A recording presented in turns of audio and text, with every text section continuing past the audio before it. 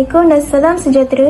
Kami dari Kumpulan 4 telah memilih tema Murninya Hidup Masyarakat di Malaysia bagi orang Melayu dan lain-lain kaum bagi subjek kenegaraan Malaysia. Malaysia merupakan sebuah negara yang mempunyai masyarakat berbelah bangsa seperti Melayu, Cina dan India. Ini menunjukkan bahawa masing-masing mempunyai pelbagai adat dan budaya tersendiri. Setiap kelompok masyarakat mempunyai peranan dan tanggungjawab masing-masing bagi memastikan negara kekal aman dan harmoni. Oleh itu, berdasarkan kepada tema yang dipilih, kami akan membentangkan cabaran dan langkah dalam menegakkan keharmonian sesama masyarakat di dalam negara. Pada masa kini, ledakan teknologi merupakan antara cabaran yang perlu diambil berat bagi mengekalkan perpaduan kaum. Kemudahan media massa dan sosial yang semakin pantas dalam menyampaikan sesuatu maklumat telah menunjukkan sisi negatifnya. Sebagai contoh, penyebaran fitnah dan berita palsu semakin menular, terutamanya apabila isu tersebut menyentuh sensitiviti perkauman dan agama. Setiap individu sewajarnya bertanggungjawab dalam menyampaikan atau berkongsi sesuatu perkara yang sensitif. Oleh yang demikian, semua rakyat perlu menyelidik terlebih dahulu sebelum berkongsi dan memberi reaksi terhadap perkara yang menyentuh tentang perkauman dan agama. Cabaran seterusnya yang dihadapi dalam mengekalkan perpaduan kaum ialah kewujudan sistem pendidikan yang berbeza. Pengenalan sistem sekolah vernakula yang mengikut kaum telah menjadikan hubungan masyarakat semakin renggang. Hal ini kerana masih ramai rakyat Malaysia yang tidak fasih untuk bertutur menggunakan bahasa kebangsaan iaitu bahasa Melayu. Jika masyarakat melibatkan diri dalam kegiatan sosial terutamanya pendidikan dan berkomunikasi dengan baik, maka akan timbul sifat keterbukaan, persefahaman dan toleransi antara satu sama lain. Oleh itu, dengan mewujudkan satu aliran sahaja dalam sistem pendidikan negara serta penekanan terhadap penggunaan bahasa kebangsaan dapat menyelesaikan masalah perpaduan yang semakin membelenggu masyarakat hari ini. Persih kata mutiara, melentur buluh biarlah dari rebungnya.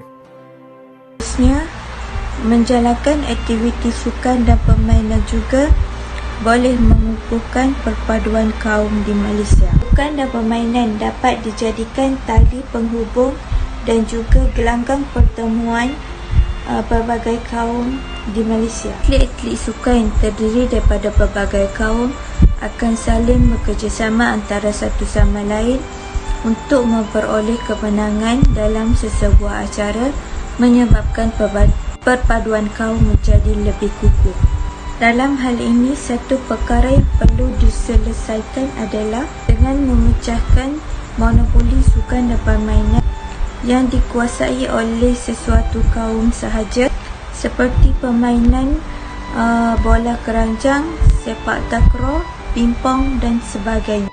Kita berharap pada suatu masa nanti pasukan bola keranjang negara misalnya mampu diwakili oleh pelbagai kaum di Malaysia dan bukan sahaja dimonopoli oleh kaum Cina sahaja. Dalam konteks ini, sukan bola sepak, badminton dan hoki dapat dijadikan contoh dan teladan. Dengan bermain sama-sama dalam sesuatu sukan dan permainan, seterusnya mewakili pasukan di peringkat antarabangsa dapat menanamkan semangat cinta akan negara. Ini tentu akan dapat mengharumkan nama negara sekaligus meningkatkan imej negara pada peringkat antarabangsa.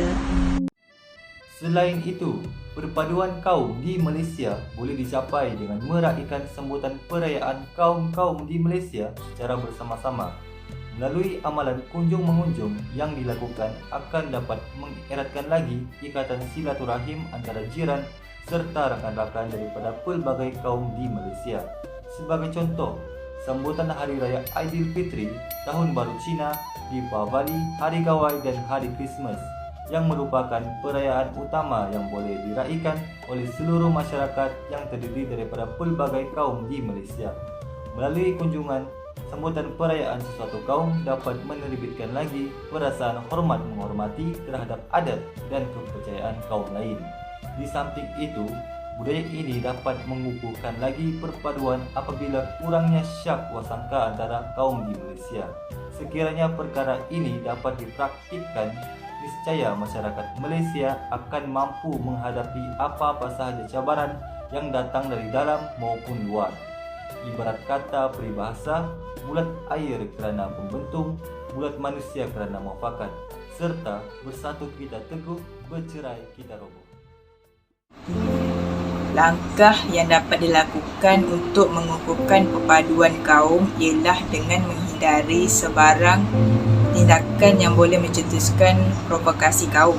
Hal ini disebabkan kerana tindakan yang kurang disenangi akan mengakibatkan pertelingkahan antara kaum sekaligus akan menjejaskan keamanan negara. Sebagai contohnya, seseorang individu perlulah berfikir terlebih dahulu dalam menyebarkan sebarang informasi yang berunsurkan perkauman dan mengelak daripada menggunakan kata-kata yang boleh mengguris hati dan perasaan kaum-kaum lain. Ia bagi menjaga perpaduan dan keharmonian warga Malaysia. Walaupun rakyat diberi hak kebebasan bersuara, mereka haruslah tidak mengambil kesempatan dengan mencetuskan isu-isu sensitif dan kontroversi yang dapat merosakkan rasa muhibah dan perpaduan. Dengan itu, masyarakat Malaysia perlulah menerapkan nilai perpaduan dalam jiwa supaya dapat terus hidup dalam keharmonian dan kesejahteraan. Kesimpulannya, perpaduan kaum merupakan antara faktor yang terpenting dalam mengekalkan keharmonian masyarakat berbilang kaum dan agama. Sekiranya kita berpecah atau bertelingkah antara satu sama lain, negara yang aman dan harmoni ini akan menjadi mundur dan pertikaian akan menyebabkan ketidakstabilan ekonomi yang menjejaskan pembangunan negara. Masyarakat Malaysia perlu menjadi penggerak utama dalam memupuk dan mengekalkan perpaduan antara kaum dalam usaha untuk mencapai matlamat ke arah status negara maju serta memastikan pembangunan ekonomi negara yang stabil dan konsisten. Banyak negara di dunia mencontohi Malaysia sebagai negara yang berbilang kaum, berbilang bangsa, agama dan budaya. Kerana keharmonian dan kemakmuran antara kaum serta budaya menjadi pegangan kepada pandangan positif rakyat antarabangsa terhadap Malaysia.